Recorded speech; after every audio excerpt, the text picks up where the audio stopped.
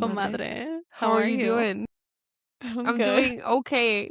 I'm doing good. I'm here. I'm living, do my Yeah. best. All right. So today we have a really interesting topic, and Jenny and I have been wanting to talk about this for quite a while today. So we're Mhm. talking of the concept of ni de aquí ni de allá, which in English means neither from here nor from there. And it's a concept of feeling like not quite belonging in either place. And this is kind of like a identity type of, yeah, it's an identity thing. It's like you don't fully feel accepted by one culture, but you don't fully feel accepted by another culture. And this tends to resonate mostly to people that are mixed. So, Mhm. Jenny, I don't know, how should we open this? Like, what should we say? What should we Yeah. do?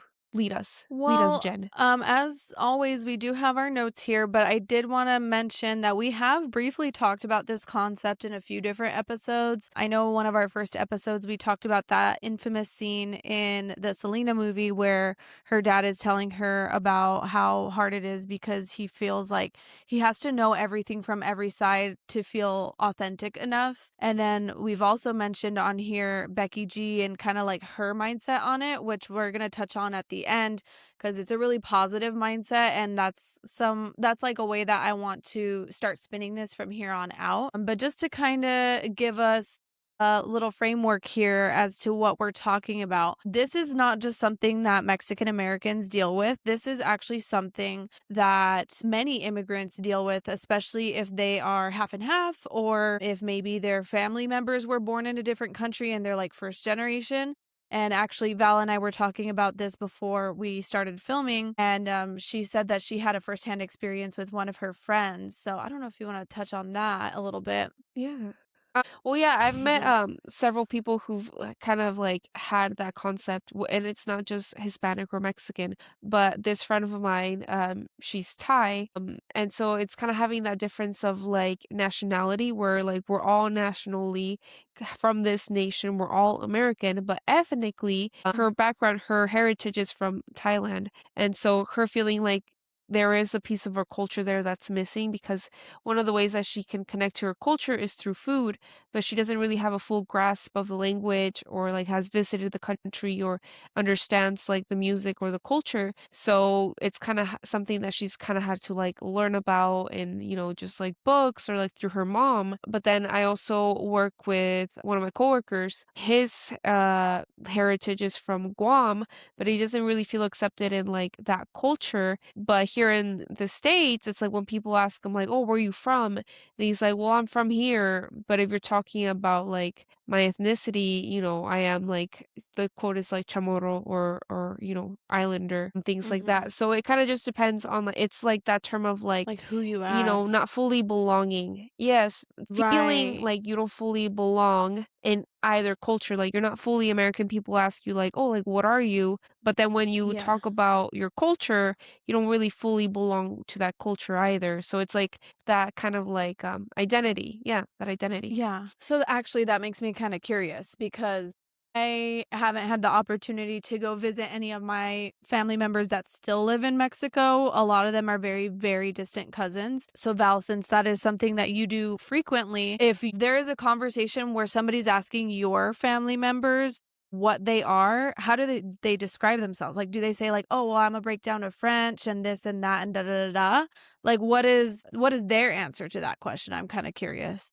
Yeah, so this is actually very interesting, and I did study some of this in college because I did take some sociology classes, and I was also a history major. So here in the US, we have what's it called?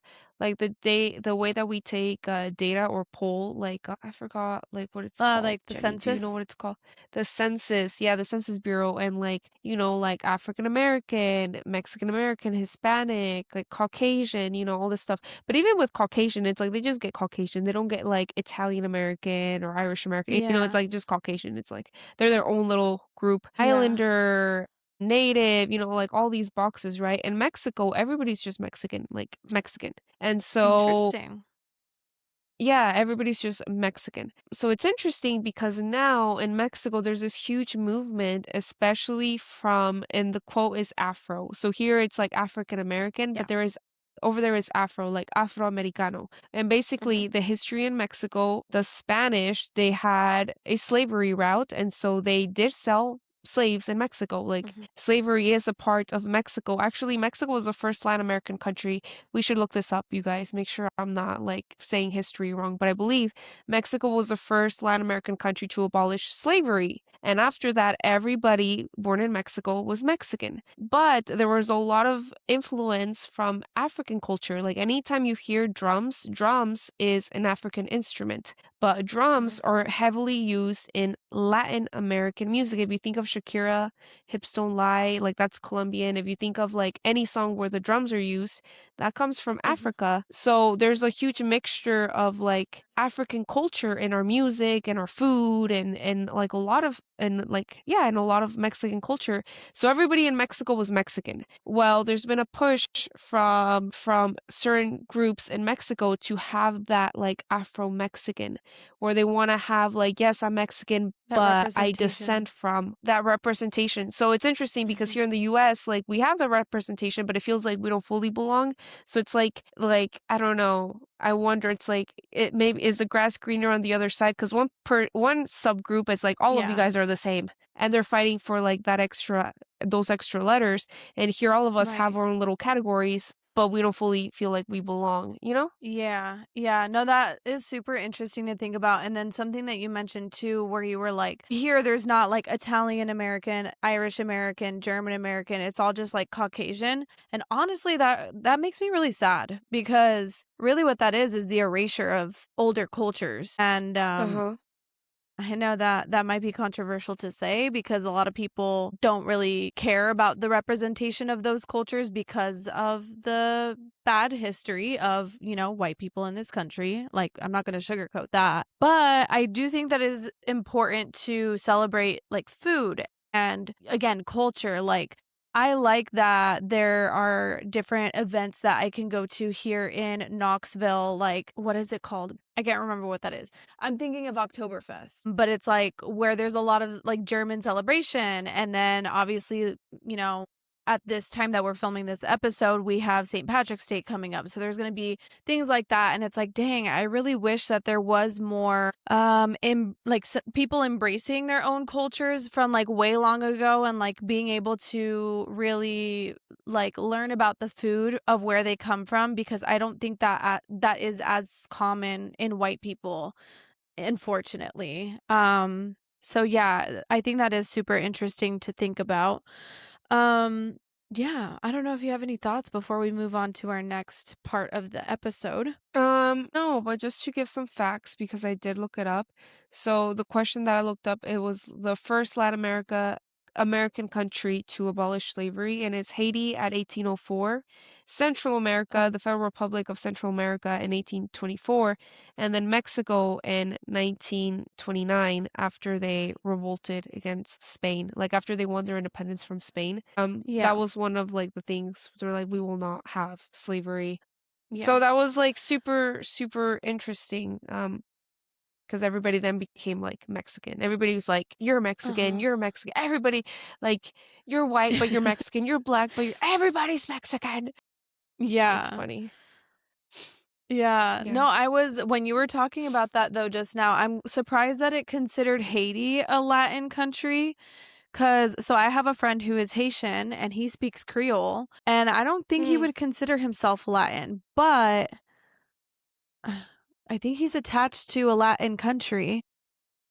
Hmm. I know he is. I can't remember if it's Hmm. DR or if it's Puerto Rico. Let me look it up real quick. Hmm. And I think they would actually consider themselves more definitely Caribbean, obviously, but like Mm-hmm. they would consider themselves maybe like French derived. Yeah, they're Hmm. attached to the Dominican Republic. So that's really interesting that that article that you found it said Haiti was the first cuz technically I don't know if I would consider it Latin, but really really interesting stuff.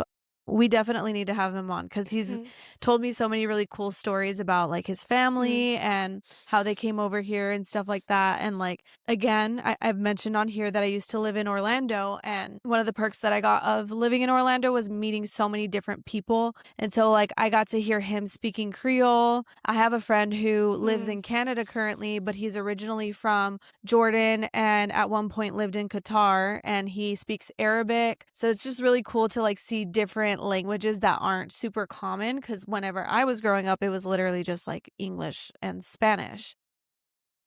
So yeah, yeah, anyways, let's move on to our next topic or like our next subtopic of this big topic. So, one of the mhm, reasons why this mindset of ni de aquí and ni de allá is not so good for the culture. It can hurt our culture is because it creates gatekeeping around identity. So a lot of times in this type of mindset, we can see a lot of judgment on how someone speaks Spanish, on their accent and their pronunciation. We can see like judgment of traditions on both sides. So like if you go to visit your family in Mexico, they might make fun of you for like doing American things and like, "Oh my god, like you guys just, shoot guns and say yeehaw over there, don't you?" And then over mhm, here, you might get made fun of the things that you do that are like your Mexican side. So it's like you just always feel like you're never enough because no matter what group you're in, you're like kind of like shamed, you know? And then this can mhm, also tend to cause internalized shame. So people feeling embarrassed about their heritage yep, to begin mhm. with. And I know Val, you've kind of spoken a little bit about this. I don't know, maybe you could tell me cuz I don't necessarily think that you've been ashamed of your like being Mexican. It's never seemed like that, but I know you've also expressed shame around being poor growing up and I know that that is something a lot of other Mexicans have dealt with in the past. So, I would love for you to speak on that and kind of give us some more insight. Yeah, I guess it's different because again, like I did live in Mexico, so I remember what life in Mexico was like, and I think I'm very lucky and very privileged because I have both sides. Like I can tell you what it's like to live in Mexico, and I can tell you what it's like to live in the US. And I've also lived in several parts of Mexico. Like I lived in Veracruz, I lived in Mexico City, I lived in Puebla, like I lived in several areas. So I know what each different type is like, and I've tasted the food and like I know what it's like, but I also know what it's like to live in the US. And so definitely like moving here, it was interesting to try to assimilate to American culture and the way of life here, which I feel like you should do. Like if you're gonna go to a country, whether you go to Japan, it's like you're gonna abide by Japanese law. So if you move to France, it's like Right. it's like, well, I'm sorry, but I know I'm living in France, but that just doesn't apply to me. Like I'm not actually French. It's like, no, Yeah. you're going to a different home, so you're gonna go by the rules. So I definitely believe in that, like assimilation is very important. But it was interesting to like now assimilate to like American culture and be among Hispanic people, but it's like their Mexican culture is different than like maybe mine or like the way that I grew up, or like Right. the food is different, or like some of the spices are different. And this was actually kind of cool because, for example, like in Mexico, we use different chilies.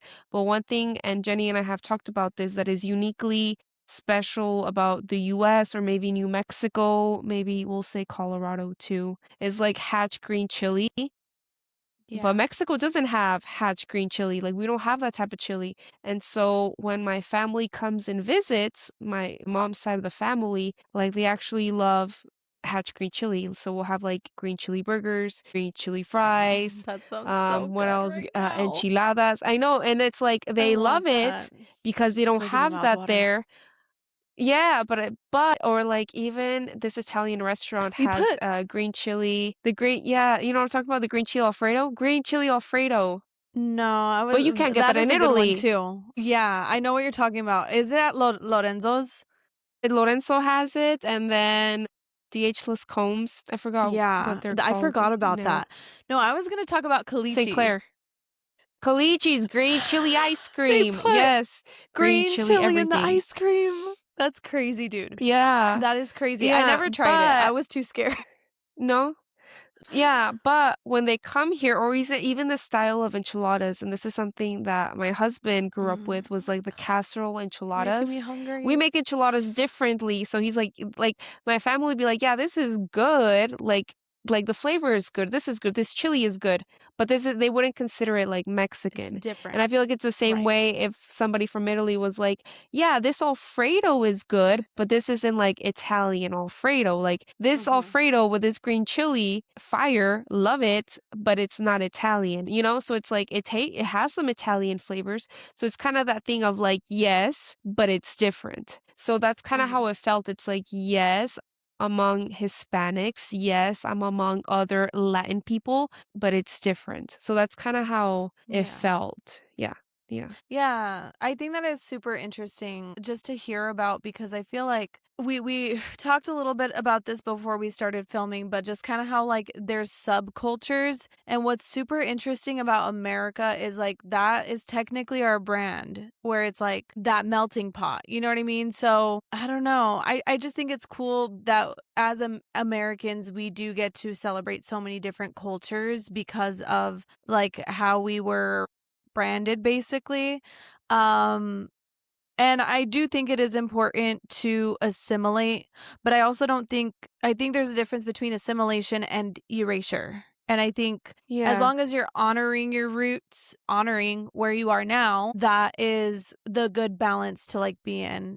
And again, we'll talk about that at the end because it doesn't necessarily have to be a choice of either or. So that's kind of what we're trying to get Yeah. at through this whole episode. But yeah, I thought that was super interesting. Okay, so any thoughts before we move on? No, I'm feeling pretty good. Okay. So, we're gonna start to move in the direction of language, and we're gonna talk a little bit about no sabo culture and how this ties into no sabo culture. We've talked about this a little bit on different episodes in the past, but very, very briefly. And so, no sabo, what that means is it's kind of making fun of people who don't know how to speak Spanish. So, the correct way to say it is no sé, like I don't know, yo no sé. But a lot of people who don't know Spanish, because of the way that other words are normally conjugated in the Spanish language, they just naturally think, oh, no sabo. Because for Spanish, it's like yo tengo, yo debo, yo this, yo blah, blah, blah, blah, blah. And there's usually an O at the end of the word. But this particular word, there's an exception to it. And so it's like, okay, obviously they don't know because they're saying sabo. So it's kind of started to turn into this like inside joke of like, oh yeah, like obviously she doesn't know or he doesn't know. I think, okay, I want to start off by saying I can take a joke. I think it is funny every now and then, and I will joke around that I am a no sabo. I am actively learning, as we've spoken about on this podcast many times, and I am getting pretty close to becoming fluent. However, I do think that we have to be careful about how frequently we use this word and how I don't know, just like how mean it starts to get. Cause I feel like if you say it once or twice, you're good. But then if you keep saying it over and over again, it's like, okay, you killed the joke. You know what I mean? So, like, Mhm. um, we see this a lot when people don't speak fluently or whenever their pronunciation is not very good. And I've actually had situations in the past where like I'll tell somebody, I'll be like, "Oh yeah, estoy aprendiendo todavía," which means I am still learning. And then instead of them taking that and getting excited about it and be like, "Oh my god, that's so wonderful." And then they start talking to me in Spanish, they'll be like, "So you're a no sabo." And I'm just like, okay, like way to take away all the credit of like what I just said, but cool. Like if that's how you want to look at it, then that's just a testament to your mindset. You know what I mean? So Yeah.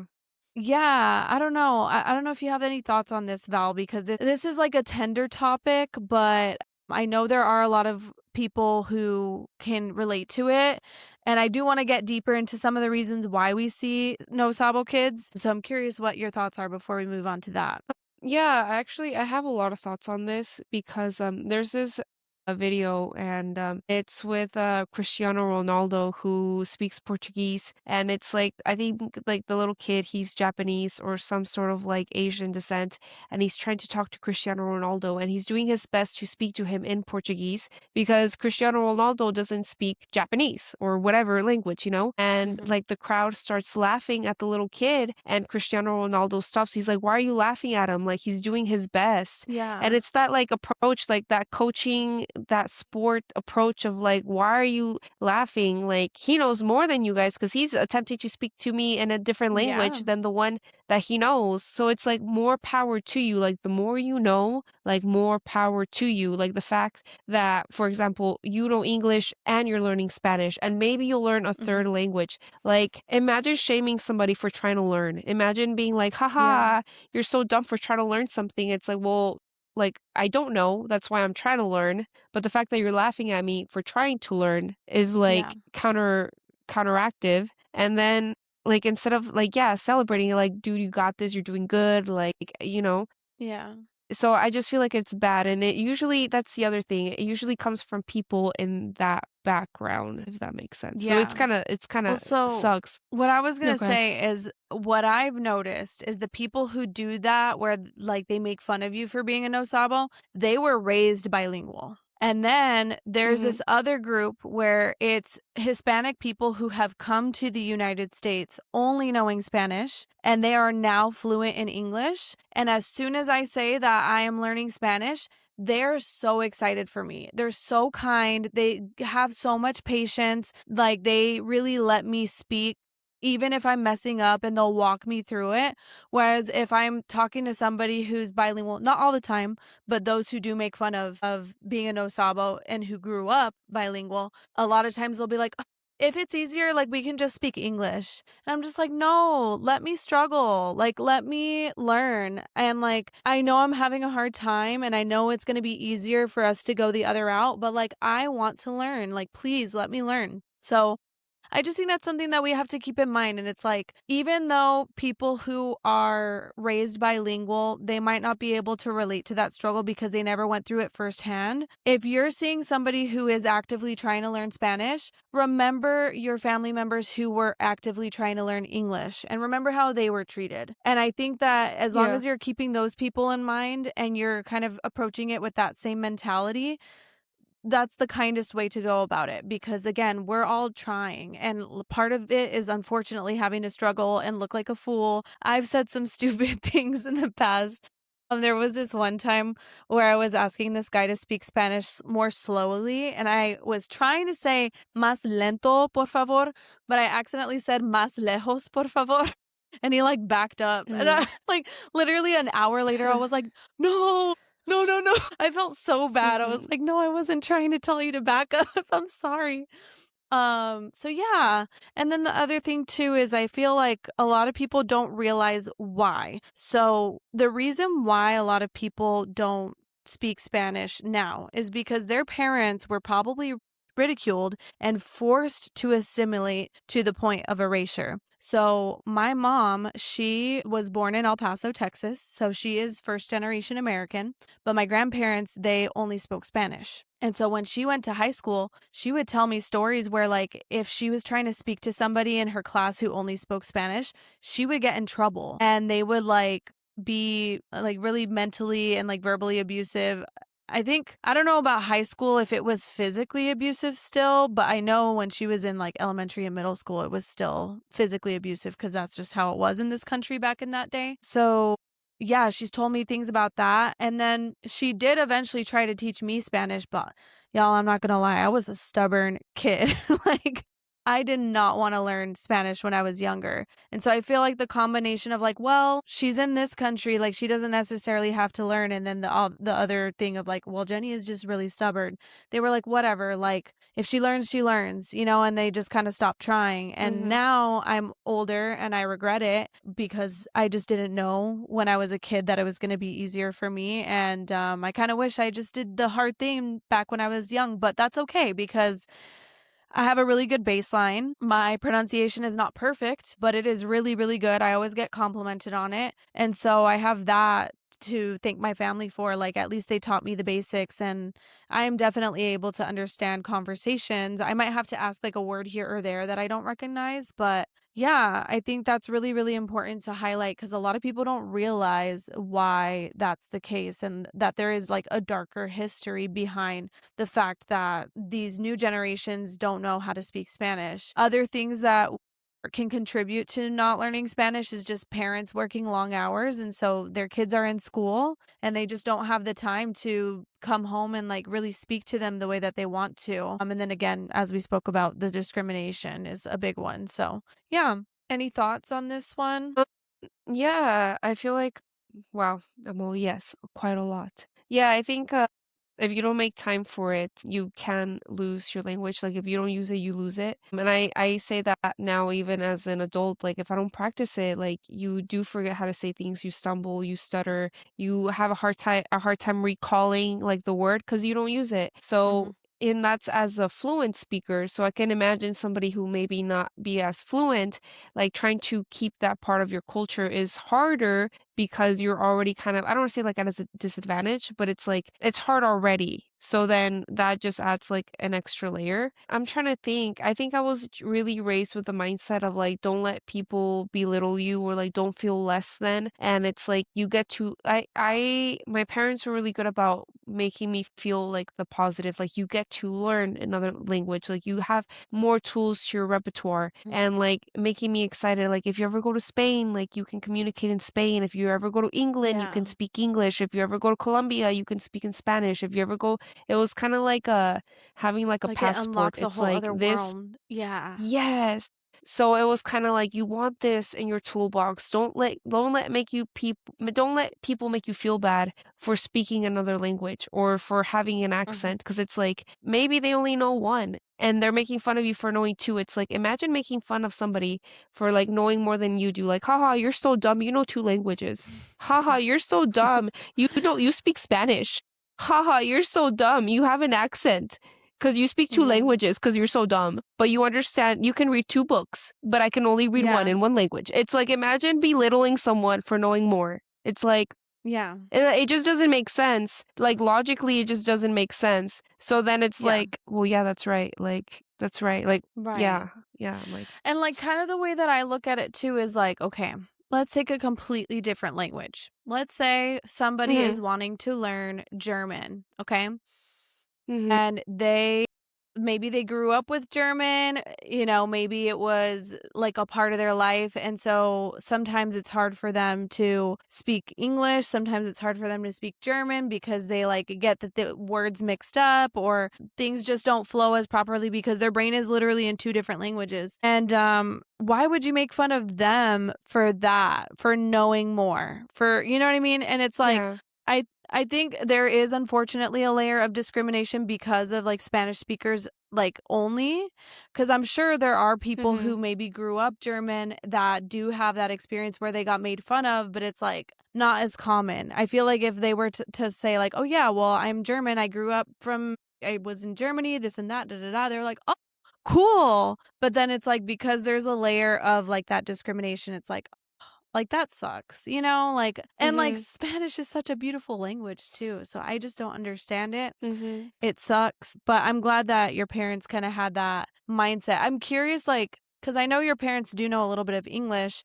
Did they ever face yeah. any discrimination or, like, situations or You know what? I'm sure they did. They just don't really probably talk about it. I know my dad tried his Yeah. hardest, and my dad, he loves learning, so he really wanted to learn English. He probably reads and writes English a lot better than he speaks it.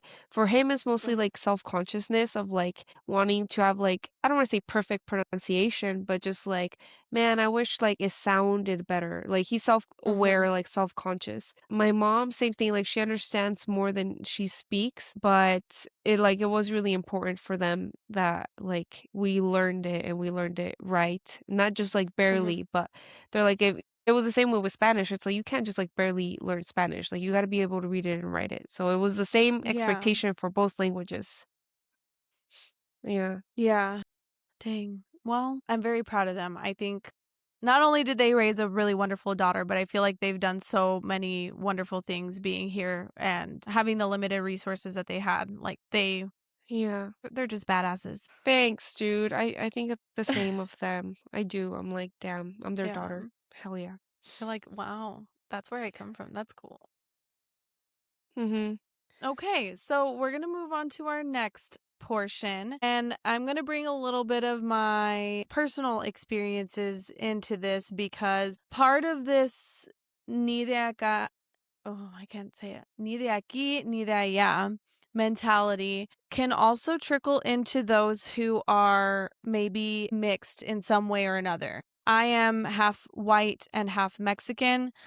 And I feel like I've also had experiences where I am visiting my white family, and they've always been very kind to me. But like I'm visiting my white family, and like I remember there was this one time that we went to see them in Indiana. Me and my brother were there, and we were at the grocery store, and we were looking around, and we were like, I think we're the only Mexicans in here. And then we always joke around, and we're like, technically, there's only one Mexican here because we're half. So like you put the two halves together. So we're like, that's interesting. And just like some of the things that like my white family will say, like we just can't relate to because we didn't grow up with that experience. And then visiting my Mexican family, especially if I was seeing like the in-laws. So for example, I would go spend the night at my aunt's house all the time, and she's fully Mexican. So whenever I would go see her family, because she is married to my uncle, I would be there, and like they would all be doing their normal like traditions and celebrations and things like that. And it was like more Mexican than my mom's side, because my mom's Mexican, but they're very country. Like they grew up on like a farm. My grandpa was in the onion fields and stuff like that. So they also have like a very Americanized side to them. So whenever I would go see my aunt's family, I was like, I felt very out of place. And there were times where I kind of felt like I wasn't enough. Like I felt like I was made fun of or like thought as like not good enough because I was la güera. You know what I mean? And honestly, part of that might just be like internalized because nobody was ever necessarily mean to me. It was more so, it was like in context clues that I would like notice this. And so the reason I wanted to bring it up is because I feel like it's kind of the same mentality of like people not being good enough just because of the fact that they are partially white. And what I wanted to bring up in this is the fact that technically most Mexicans are already mixed because they are half Mm. Spaniard and half indigenous. And so when you are a Mexican who might be making fun of somebody who is half white or maybe has like a white parent and a Mexican parent, think about what you're making fun of because technically you're making fun of yourself and all you're doing is spreading negativity. So I don't know. Again, love to know your thoughts. I feel like I am talking a lot right now. No, no, no, you're good. I feel like yes, there are definitely like a lot of differences. Like I'm trying to think of like you said visiting my white family and visiting like my Mexican family. I feel like it's the same way with like maybe I don't know if your mom does this, but I know and my mom does this and maybe if you visited our house, like when you come over and you eat with us, like the person that's hosting, so in this case my mom, like she will serve you food. And so she will fix you a plate and she will literally put food on your plate and bring it to you. And Mhm. that's its own conversation whether that's, you know, misogynistic or not. But that's the culture. It's like you sit and the person providing the food, the host, will fix you a plate, make yourself mi casa tu casa, like make yourself at home and they will bring you food.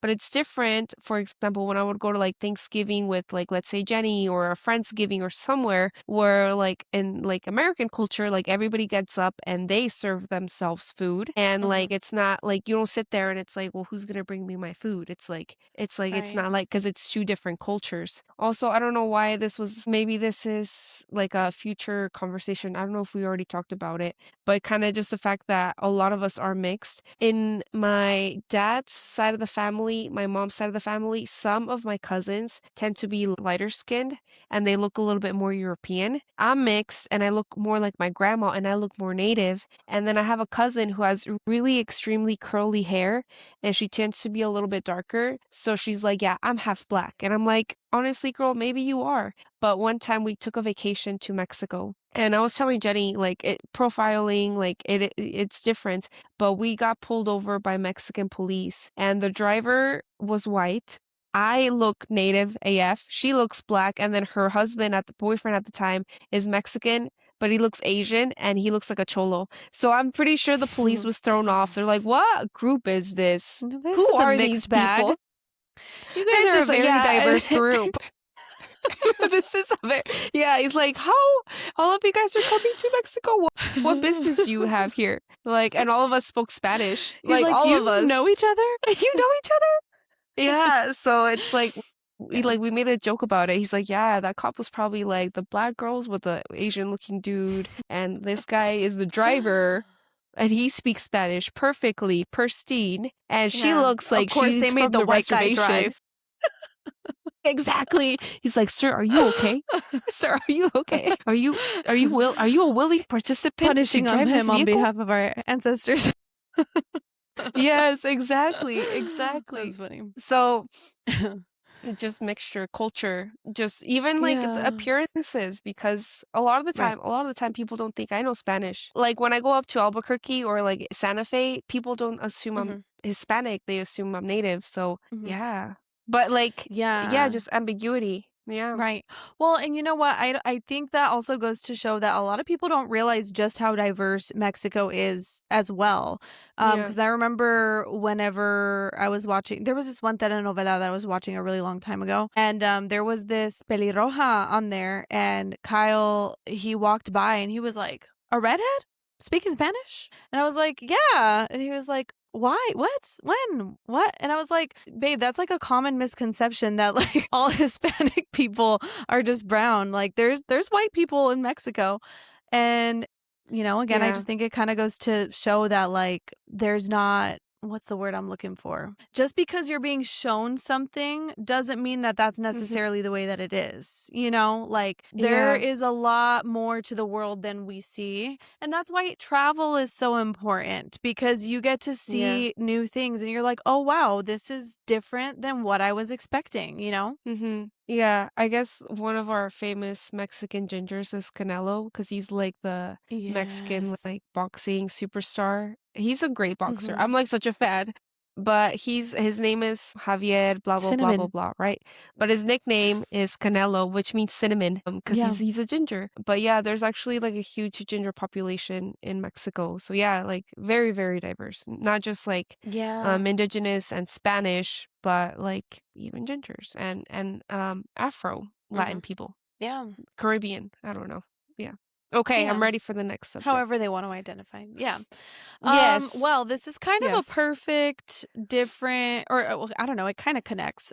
So we Mm, also wanted to talk about how this mentality kind of connects to the classism mentality that's in Mexico, which is still very prevalent. And I can't speak from experience, but I've seen on many telenovelas how classism is like still very prevalent. Obviously, we've seen it on Maria la del Barrio, which was from the 80s, but mhm. there was a recent one, I think it's on Netflix, Casa de Flores or something like that. That one, there's a lot of classism in there, and it's just kind of interesting to think about because, like, I don't know, I guess there is kind of classism in the United States, but I feel like it's really hidden. Like, you don't really think Mm, about it until you start going into like celebrity gossip and stuff like that or like rich people. But again, Mexico is just different. Like I feel like they can be very classist, but they're not hiding it. They're mhm. like, "Yeah, I am classist." And like, "What do you care, you Yes. poor person?" And you're like, "Whoa, like what?"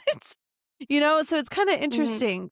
I don't know. I would love for you to talk about that because I don't have any firsthand experience. Yeah, I'm trying to think of like there's this famous movie that just came out. Actually, I just found it. But classism and colorism in Mexico. So again, in Mexico was invaded by Spain. It was colonized by Spain, and Spain comes from, like a caste system, and they have like the king, the queen, the subjects, the peasants, there's like a hierarchy. And well, it was the kind of the same way because they try to establish that in Mexico, except that in Spain, you have Spaniards, and here in Mexico, it's like, okay, well, we have Spaniards at the top, but then we have a bunch of little hybrids, like, because, we're all mixing together, and we have a Mhm. bunch of things, so they created like the caste system. And that's its own like history lesson. But yeah, basically like the darker you were, the more you were associated with being native or indigenous, and you were associated with like poverty. Basically, it's like kind of like what it comes down to. But interestingly enough, here in the US, like being Native American is something to be like super prideful, pride yeah, like Proud? I don't know. I feel like proud of, yes, proud of. I feel like for example, people will be like, I'm an eighth Cherokee or I'm 1/16th fill in the blank Navajo. It's like, okay, to your 1/16th. I have this joke, you Me. guys. It's a joke, okay? Please laugh. I'm It's a joke. Don't come for 13% me. Native American. 13%, dude, I have a joke. Somebody said that to me, and I wanted to say like, yeah, careful, like don't cut yourself, don't bleed out. You might lose that 13th percent, bro. Like I'm so mean, guys. It's a joke. It's a joke. It's a joke. I'm like, yeah, No, I careful. love Don't you it. lose that You have to have a 1/13th, sense of okay? humor. Don't you? Yeah. Yeah. But that's a slur in Mexico. So like, for example, I remember like one time we were driving and Mexico is different. Like if you think of Mexico, think of India. Like when you see traffic, Mm, like driving is it's yeah. crazy over there. And like some guy like ran across the street or he was on a bike and the guy honked at him and he was like pinche indio, which means like you fucking like Indian. I And didn't that's really mean. That's interesting. Yeah, Okay. that's really mean. But because it's a slur, because you're like at the bottom of the pedestal, basically. Like you're the low Okay, end. Like so you are. I actually had no idea that it was a slur. Yeah. This is great. And again, this just goes to show the lack of education that is in our culture because I grew up understanding that that was a normal word that was kind of like equivalent to the word indigenous. And so Mm-mm. whenever I would talk to my grandpa and I would ask him like what are we? Like what makes up our ethnicity? He would say Mm-hmm. soy parte indio. I did not know that that was a slur. That's crazy. Yeah. Wow. Yeah. So I looked it up. It says, well, I looked up, why is Indian a slur in Mexico? It says, in Mexico, the term Indian is often used as racial slur due to deeply rooted systemic discrimination stemming from colonial era hierarchies. Yeah. Wow. So it's just That's hierarchical. Like you're crazy. just at the bottom of the pedestal, basically. Yeah. But there is this movie that came out that actually kind of gave light to like indigenous people. The movie was called Roma and it's in black and white. So this is what it looks Mhm. like. I will let me see. Let me see. This is kind of like what the picture looks like. It's Roma. It was Okay. very famous when it came When out. did it It's come in black out? and white. Let me see. Roma came out in 2018.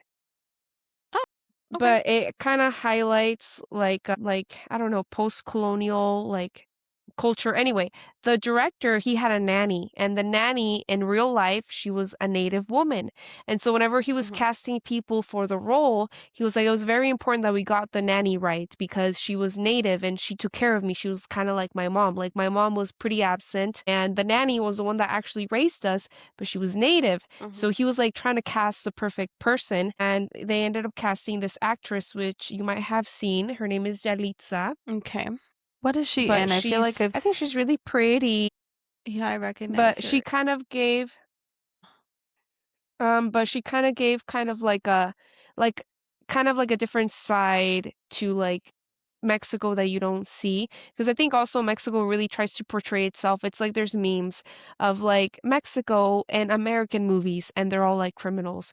And it's like Mexico and Mexican TV shows and they're all white. And it's like Mexico in real life and it's like a ginger, a black person, All of a native. them. It's like Yeah. it's like all the crayons, all the colors. But I think oftentimes indigenous people are kind of cast aside just because of that historical hierarchy of like being at the bottom of the totem pole. So, yeah, Yeah. it's interesting. Yeah, so you touched on Yeah. colorism and then I also was curious about what's it called? Classism.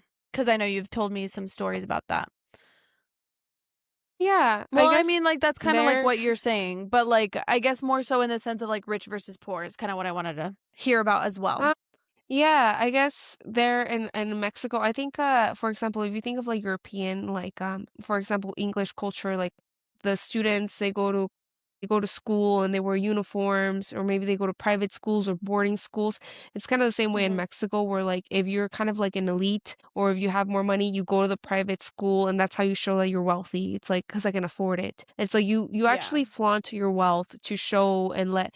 It's kind of like a virtue signaling or a flexing, or I don't Mm. know. I'm trying to like figure out the terms, but like you show that you're wealthy Yeah. versus it's more of like that class stature thing. But that that comes from Spain. That comes from like a culture that was rooted in like kings Yeah. and queens and like I'm a duke or I'm a duchess or I'm a fill in the blank. And Yeah. it's very rooted in some of that stuff. But that's all like Yeah. Spanish. That's all Spain. I just find that Yeah. so interesting because, again, I feel like in American culture, so for example, when we look at a lot of celebrities, there are quite a few celebrities that like to just act like some of them are genuine, but I think a lot of them like to act like they're just the same as all of us, and they're like, oh, we're also caring about this and we're caring about that issue and blah blah blah blah blah blah blah. But in reality, like they are still way richer than us and they actually aren't doing anything to like help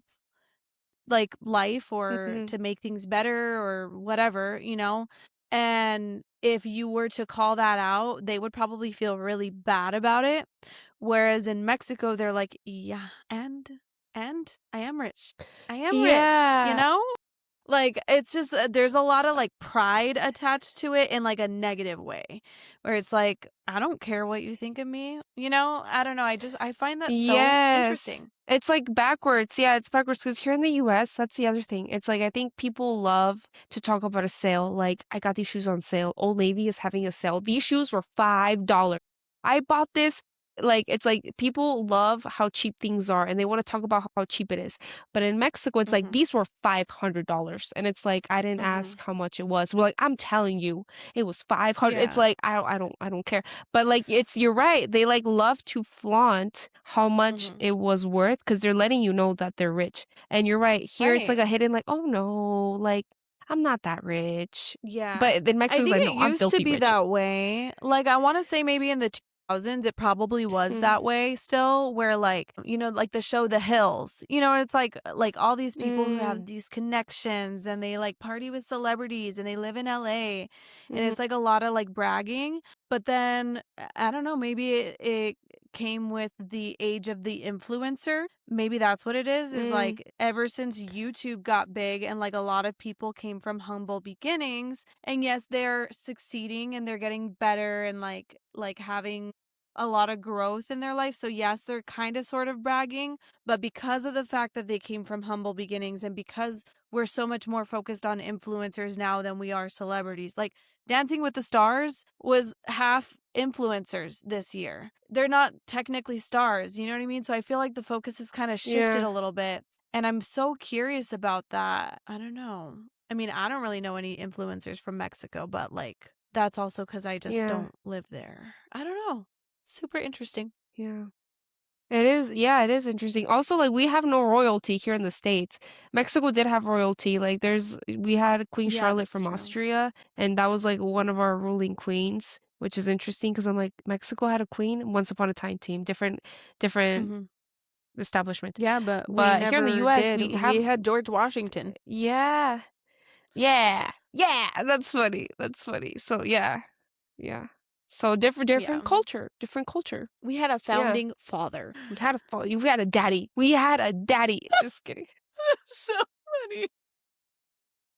I was not expecting you to say that. Oh my gosh. That's It's true funny. though. No wonder America's so messed up. We have daddy issues. We have daddy issues. That's funny. Oh my god, I'm so weak. Oh my god. Uh, That would make me tear up a little bit. Okay. So now that we've said I feel like this was kind of a deep episode. It was not intended to be that. Well, I don't know. Maybe it was. I don't know. We covered a lot of heavy topics. So we want to talk about how to kind of reframe this. So if you're somebody who maybe has experienced some of this mindset was kind of used against you and made you feel less than, made you feel inadequate.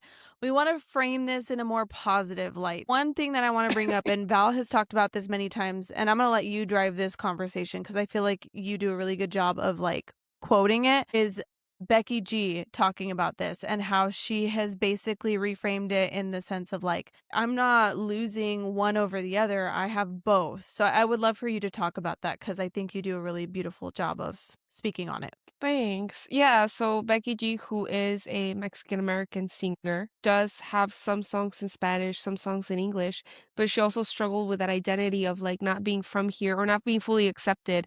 of being from here or there, and kind of just reclaiming that and being saying like I am from here and there.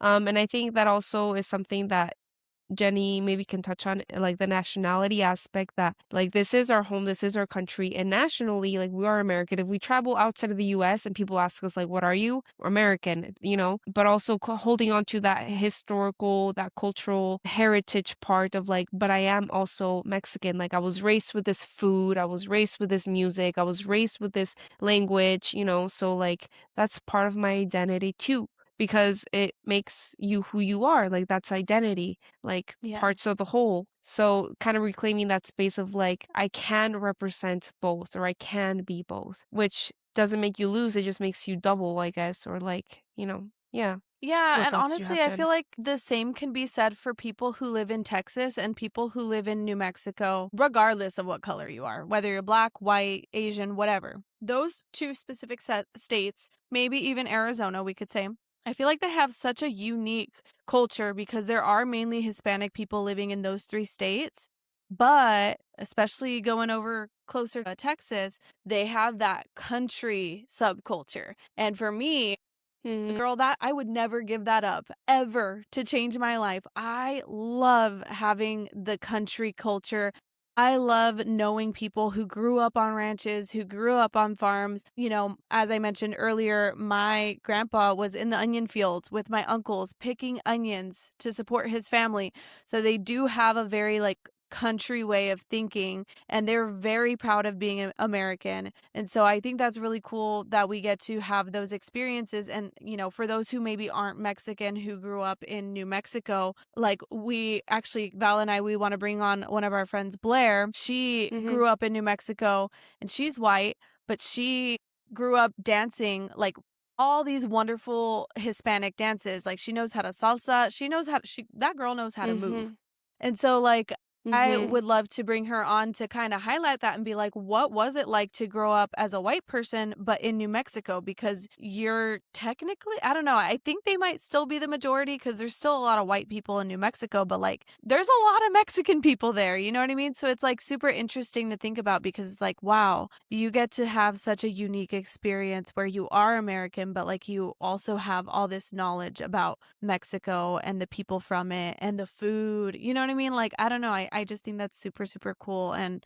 just kind of goes back to it being the cherry on top. Like, it doesn't have to be, I have to choose one or the other. It's like, dang, how lucky am I that I got to experience so many different cultures all at once? And I think that's how I want to move forward with that mindset because I am lucky, you know? mhm. Yeah, on the subject of Blair, that's another thing. Her dad actually grew up in like the culinary industry and like working in kitchens and restaurants and hotels, stuff like that. And I remember one time, it was actually for my birthday, Blair and I, we went out to eat, and I was like, "What are tapas?" And she's like, "Tapas are a Spanish dish." And I'm like, "How do you know that?" Like not being judgmental or anything, but I'm like, "How do you know?" I feel like you're Yeah. schooling me on my culture. And she's like, "Oh, 'cause like my dad grew up making them." And I was like, because that's the majority. Like the culture in New Mexico is Mexican, indigenous, Spanish, white. And so it's just Mm-hmm. like, "Oh, that's cool. I did not know that." But I feel like I'm like, I just learned something. So yeah, I feel like that's really cool. I definitely want to have her perspective because yeah, Right. yeah. And I think a lot of people forget that the fusion of cultures can bring so much Mm, cool like it makes a cool baby for lack of a better word, like obviously human beings it makes a cool baby, but also like mhm, food wise and mhm, culture wise. And before we started recording this episode, Val and I were talking about different fusion foods and I mentioned one that mhm, my fiance and I used to go eat at in Orlando. If you live in Kissimmee, you're a real one.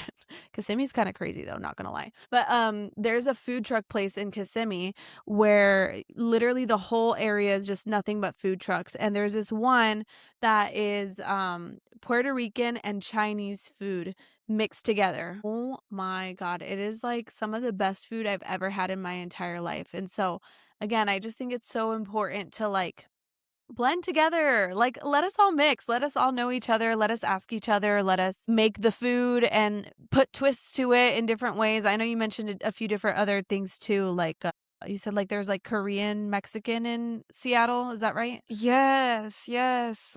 So yes, Asian food here in Washington definitely is a staple. Troy and I got to eat a Mexican Korean fusion, and we had an Asian That burrito, and it sounds so was good. quite interesting. It was, I was like, I just wanted an OG comfort food burrito, but it tasted like teriyaki. Yeah, Yeah. I'm You're like, like, "It's ah, it good," but was it didn't good hit in the its own spot. way. Yeah. Yes, it wasn't Yeah. the comfort food, the 7-Eleven burrito, the Santa Fe Grill, you know what I'm talking about? Santa Fe Grill, dude. I think they got rid of it. Yes, Like, they did. dude, Yeah, let they me look did. that up, actually. Did they really? That's what I wanted. Yeah, that's what I wanted. They did get rid of Dude, Santa Fe Grill. when you're hungover, Santa Fe Grill hit the spot. Long road Why, trip, Santa Fe dude? Why Grill. did they On a do budget, that? Santa Fe Grill. I don't know, but yeah, I was also telling Jenny, like, I follow this influencer. I don't know if he's an influencer, but he is Chinese, and right now he's currently living in Mexico. And he was there for There's one the left. Chinese New Year. There's one left where? Sorry. Yeah, it's on campus. Dude, I wish we lived there. I would be like, let's go right now. Sorry. Right? Doesn't that Keep feel like it talking. hits the spot? Like, you know what I'm Yes. talking about? Like when you're sad and you just need some comfort food, just like, yeah, I know. Yeah. Anyway, this influencer, he's Chinese and he's living in Mexico and he was there for the Chinese New Year and he was saying how like in obviously in the US there's Chinatown. In Mexico they have a Chinatown as well. And so he was like, yeah, I was missing home and I just wanted like, my culture. I just wanted food from my culture. And so he was like, I went and I was eating Chinese food in Mexico, and he does a blog, and he's like, you can tell that it's like Chinese inspired, or they have some of the Chinese spices, but you can tell that Mhm. it tastes Mexican too. Like they added some other stuff, some different Yeah. spices, and he's like, but it's not bad. He's like, but it's not bad, and he's like, and it felt like I'm home or I'm having things from home plus like this new home that I'm living in. Yeah. So he like enjoyed it. Also like the fact that they were celebrating Chinese New Year and they're doing like the celebration and seeing like people that resemble him, that look like him, but also look different. Cause Aw. it's like I can tell Yeah. that maybe your mom is That they're a Chinese little or your dad is Mexican. Chinese, Yeah. but they're a little Mexican. They're like, you're a little something. Like and he's like, Yeah. but it's cool because they're still celebrating our culture and that doesn't make them any less Mexican or any less Chinese. It's just, we're celebrating the same Yeah. thing. We're gathered here today to Yeah. celebrate Chinese New Year. So he was like, how cool is that? You know who that made me think of? I'm like, we Hmm. should bring all the people we know from our hometown. Ah, the That made me people. think of Jose Chan Dang.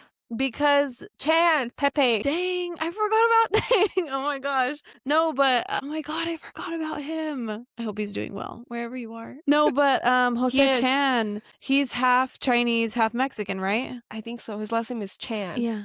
Pepe Yeah. Chan. Well, I'm just like, yeah, Pepe. I'm just like so curious about that because it's like, again, I grew up half white, half Mexican, but that's pretty common. You know what I mean?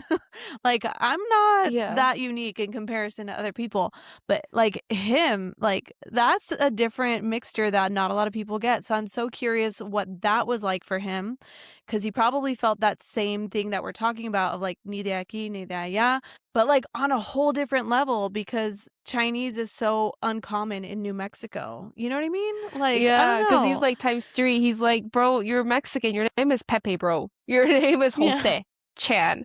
It's like, but you look white and you do not look Asian.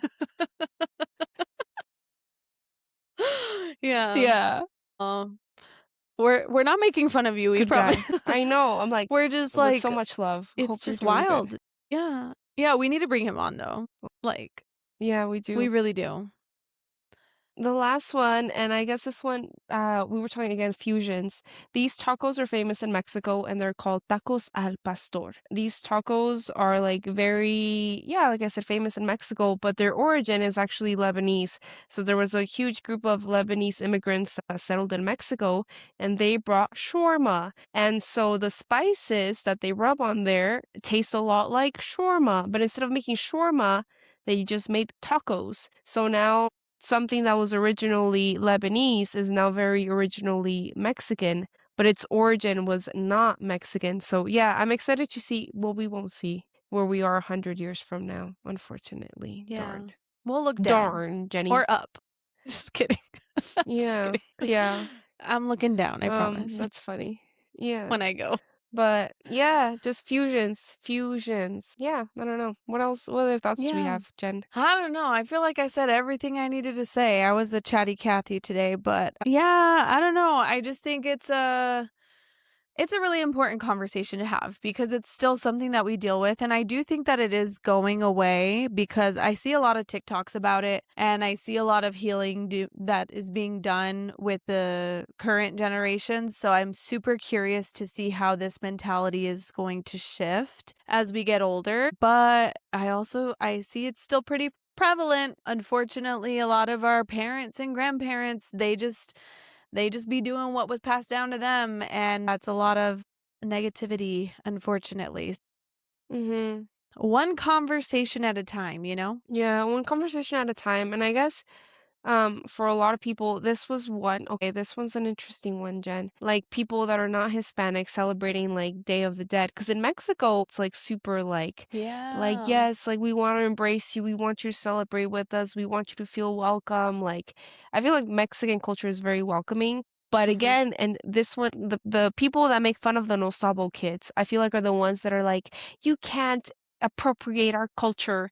And it's like, bro, Yeah. culture's meant to be shared. You know, it's like, Yes, who are you yeah. to gatekeep or tell people what they can or cannot do, you know? So I Right. guess so As long long as as you're doing people it are the being right respectful. way, you know? Like, yeah, like, don't Yeah. mock it, but be respectful. Yes, yes. Yes. Yes. I Yeah. think so long as people are being respectful. I think that's the big thing. Or appreciating the culture. For or example, like braids. I remember for a long time, like the braids, they were like, oh, like white girls can't wear that because it's black. But when I lived in Veracruz, there's a high population of black people in Veracruz, and everybody would braid their hair. And that's how they made a living. They made a living like braiding hair. Like that was their craft. Like they would braid. Mhm. And so they wanted you to braid your hair, or get your hair braided. 'Cause it supports And them. it's like, yes, because it supports Yeah. them. So it's just like, I think it's like, it's important to share our culture and let people also share in it, because that's what culture is for, but Mhm. also being mindful and respectful, because I also Right. don't want to get lost in like, "Oh, no, you can't eat the tacos because they're not your culture. No, you can't do the this because it's not, it's like, no, that's, Yeah. yeah. Yeah.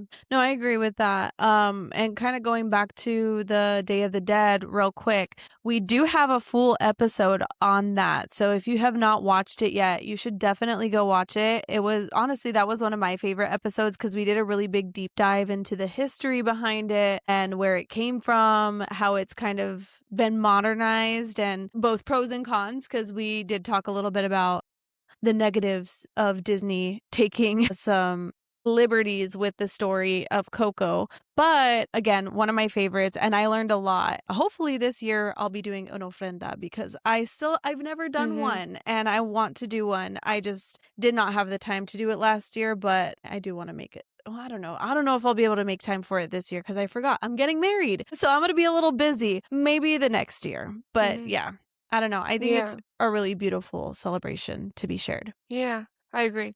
I agree. I'm looking. I'm looking. Awesome. I guess closing thoughts. I mean, anyone of any culture doesn't have to be Mexican, but what part of your culture are you excited to maybe reconnect with? Because again, we don't know who listens to this. Yeah. Like, what are you excited to reconnect with? I think right now I see a huge increase in like, for example, Asian culture, like K-pop Demon Hunters, and kind of Yeah. like that celebration of like Asian Americans also kind of Yeah. celebrating their culture and their roots.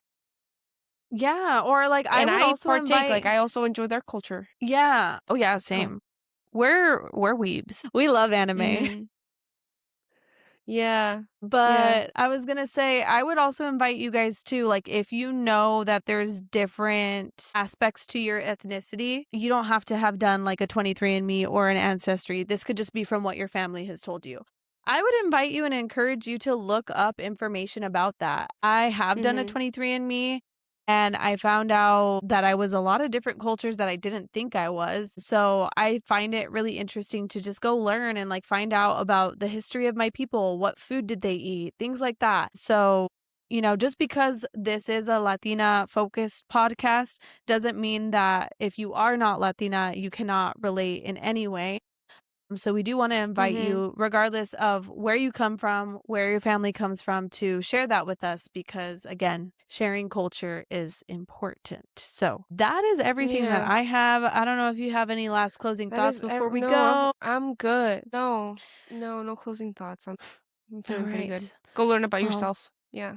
yes. Yeah, go learn about yourself. As always, we're going to have resources in our at the end of this video so you guys can go follow us on social media. Definitely leave us a comment below and share with us if you learned anything new about yourself or if you've learned anything new from this podcast. Val, I hope you're feeling better. I know you're feeling a little under the weather today, but hopefully next Thanks. time it's Yeah. this poor girl. She's had a cold for We're like 100% better. 5 years. 2 months. It feels like. 5 years. Ha ha ha ha ha. Ha. Yeah, she sends me messages every day like, "Are you feeling better now?"